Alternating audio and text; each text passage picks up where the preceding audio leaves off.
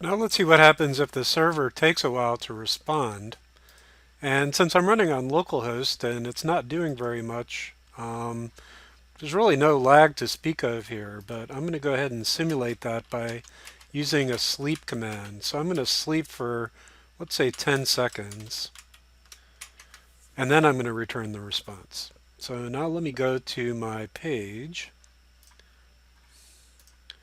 and reload, and I'm going to hit the fetch button.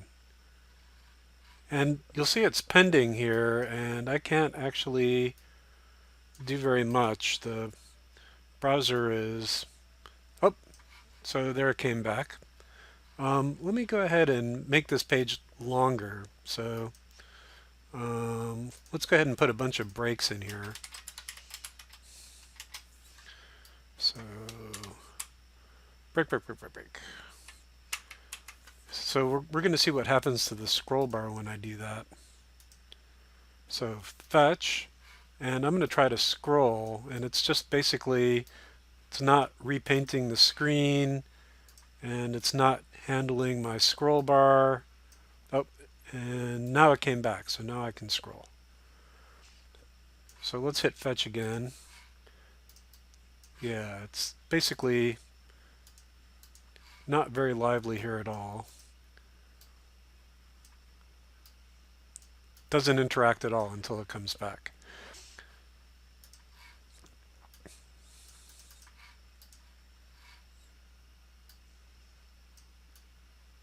So obviously this is not very good because users don't like it when the browser locks up. So what we want to do is, instead of using a synchronous fetch, where we wait until the results come back, we want to use an asynchronous fetch.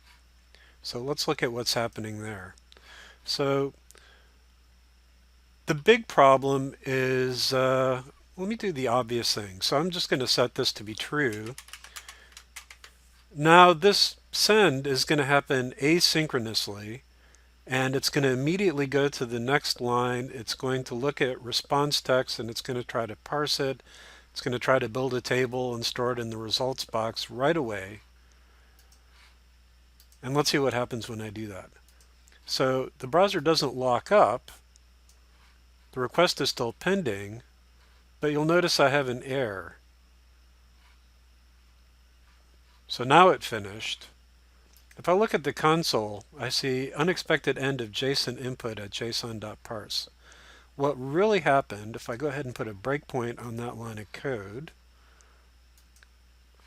and hit fetch, so now I'm at the breakpoint. If I look at response text, you'll see it's an empty string. Basically, this is just the default initial value for response text. It hasn't been set with the response yet because the response hasn't arrived yet. And if I try to parse an empty string using json.parse, I get an error. So basically, I need to wait to do this stuff until the results come back, which means I need to have some way of telling when the results actually arrive in order to call this code. So let me go ahead and first create an XML Http request object, and then I'm going to open it, but this time I'm going to pass in true for async. And now let's look at the ready state, and you'll see the ready state is 1, which basically means open. So that's the state it's sitting in, and we'll continue to sit here until I do the next step. So the next step is I'm going to call send, and now I'm going to look at the ready state, and you'll see it's still 1, but if I wait for the full 10 or 20 seconds, whatever I set it to, oh, you see it just changed.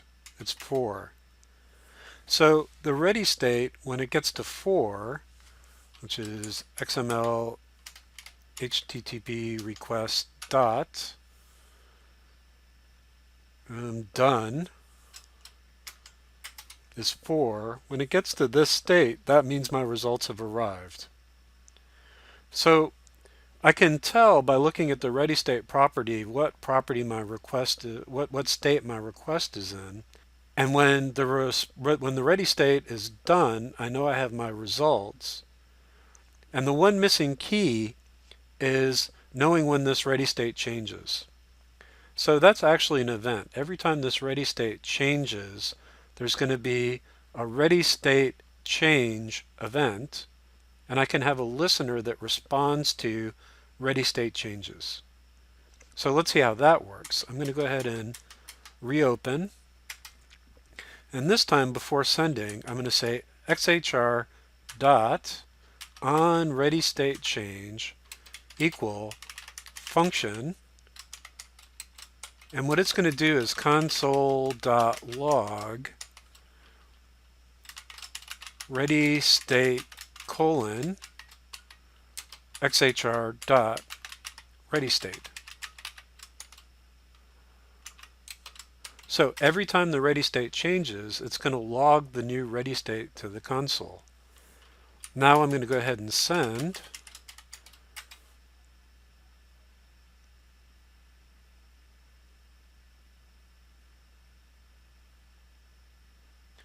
And that first one takes a while. So there it goes. So that was the sleep. So it goes 2, 3, 4. And if you look at XML Http Request, you'll see that there's done, headers received, loading, opened, and unsent. So unsent is 0, opened is 1, and then I think headers received, no, loading. No, loading is 3, headers received is 2, and done is 4. So it's a little more work because you have to have a ready state change event handler, and then you have to check the ready state to see whether it's done or not.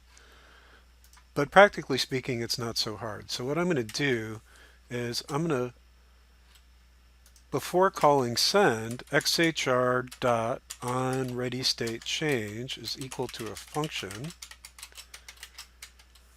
And then inside if xhr dot ready state equal xml http request dot done, then I'm going to execute this code. So same code as before. I'm just waiting until the document actually arrives before I execute it. So I'm going to save it and we'll reload. Hit the fetch button.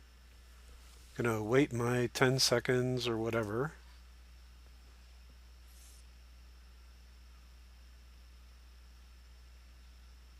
And my results arrived and I display them.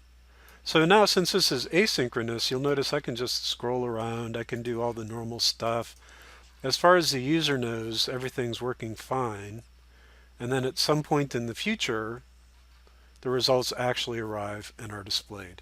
So that's asynchronous because the request is handling at the same time as the browser is going about its business.